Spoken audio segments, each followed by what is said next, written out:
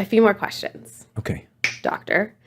So I know people talk a lot about fiber with diabetes too, and how like take fiber, eat fiber. What's the deal? Why do people talk about like fiber, blood sugar, and diabetes so much? Right. Well, because fiber is the component of the food that slows the glucose into the bloodstream. And remove the fiber from the food, the sugar rushes in. So when you drink apple juice, it's a high glycemic, diabetic, unfavorable food because you took the fiber, you separated the sugar from the fiber in the apple. What about like green juice then? Well, greens are not high in sugar. Right. Greens are high in protein, so they're not high in carbohydrate anyway. Got it. But you're right. I don't recommend people drink oat milk because you shouldn't be drinking carbohydrate liquids. Drink soy milk. It's a protein liquid. Drink hemp milk. But don't drink oat milk and rice milk. They're high carbohydrate, and apple juice. Right. They're high carbohydrate liquids. So we shouldn't be eating. We should be eating and chewing our carbohydrates and mixing it with saliva to maintain the fiber. And we score carbohydrates on a hierarchical scale of quality, where beans are the most diabetic favorable carbohydrate, and white bread would be the worst, and then white potatoes was not as good as sweet potato, and sweet potato is not as good as peas and carrots are not as good as peas, and peas are not as good as chickpeas, and so we have a whole scale of dietary, a hierarchical scale of what's best for your glycemic load. But the Nutritarian diet is so unique because we're still able to eat some fruit, but it's not mostly fruit. And we're still able to eat enough fat, but we're not totally fat restricted, but the fat from nuts and seeds have a different biological effect. So we don't have to restrict fat so much. So we can use the fat for sauces and dressings, and we can have some nuts and seeds and some, we talked about this in prior podcasts, that we don't need to restrict all the fat. We just need to change the type of fat from oil and animal fats into the fats from whole foods, because again, the whole food fats go into the bloodstream very slowly, like the whole food carbohydrates go into the bloodstream very slowly. Slow foods. Slow foods. And then when you eat the right food, it creates a thickening of the microbiome, of the bacteria that cover the villi in the small intestines. You know what the villi are? Those are those finger-like projections, because the walls of the small intestines are shaped like your fingers. And then they're covered with a coating of bacteria. And when you eat animal products, your coating is more gram-negatives. You produce more unfavorable bacteria that produce unfavorable compounds. When you eat more sweets and sugar, like the diet that has more sugar and meat, you're producing all these bad bacteria and yeast forms. But when you eat green vegetables and mushrooms and onions and beans, you create all these favorable bacteria that thicken and coat and permanently live over the villi. And now these bacteria slow the absorption of glucose into the bloodstream. Oh, wow. So when you eat a mango, that mango is moderately glycemic, but it functions as a low glycemic food because the sugar is going in so slowly because you regularly ate mushrooms and beans and greens and onions.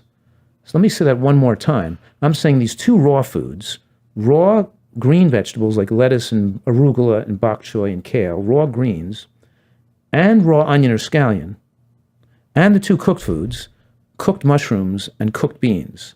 Those four foods have the most powerful effect at building a protective biofilm over the villi that makes everything you eat low glycemic because you regularly had the beans and the greens. Now let's take a keto person. Now this keto guy in the keto diet, he can't eat a mango because look when I eat the mango, look at my blood sugar monitor. My sugar went to 300 when I ate the mango. I can't eat that. I got to stay eating tuna fish and tuna fish, coconut, and butter. Yeah, because my sugars will go through the roof. Yeah. Well, yeah, his sugars are going through the roof with the mango because he's distorted the shape of insulin receptor from the saturated fats he's eating. So he's deactivated his insulin receptors. And he doesn't have a good microbiome to slow the absorption. So us Nutritarians don't have to avoid fruit, sugar. We can eat fruit, and it's not going to raise our blood sugars because our insulin resistance is low. Our insulin resistance is low, our insulin sensitivity is high, and our microbiome is more robust. It's that combination. I want to thank you for telling us about that because I feel like I hear so much about the microbiome. This is good for your gut, that microbiome health. And I do get it now a lot more. It's these healthy foods give you a healthy microbiome, give you an optimal range of blood sugar, do all the things for you in one full swoop. Right. And these foods have both soluble and insoluble fiber. Mm-hmm. The soluble fiber are the fibers that best feed the bacteria in the gut and best feed and the insoluble fibers, bring a cold bulk in the stool to move the stool along so you have nice bowel movements. Oh. But it's this combination of soluble and insoluble, which is highly present in healthy foods like beans and nuts and greens and mushrooms. There's so many of these beneficial fibers of both types. Right. That it becomes the best fuel for the microbiome. And now we're saying that even better than taking probiotic pills is eating the wide variety of foods on a nutritarian diet. A nutritarian diet is the most microbiome favorable diet. If you could design a diet just based on the microbiome, with the most diversity of bacteria in your gut, well, that's what we've done. We've put together, because all these foods are the foods that produce the healthiest gut, also produce the healthiest cell nutrient density.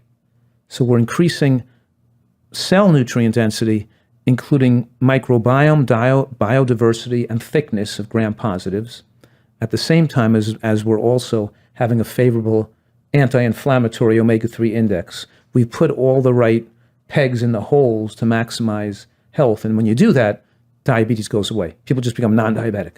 Really and they lose cool. weight effortlessly. It's amazing. They lose weight like crazy.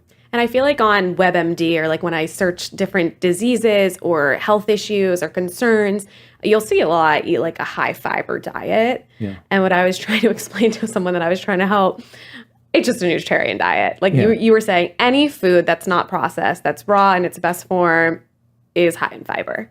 Right. And people are eating they're vegan, right? A vegan cheese and a vegan pizza and a wrap and a tortilla, and they're eating all this stuff that, it's vegan, but it's still, baked, cooked, full of acrylamides, full of oil, overly processed or even partially processed.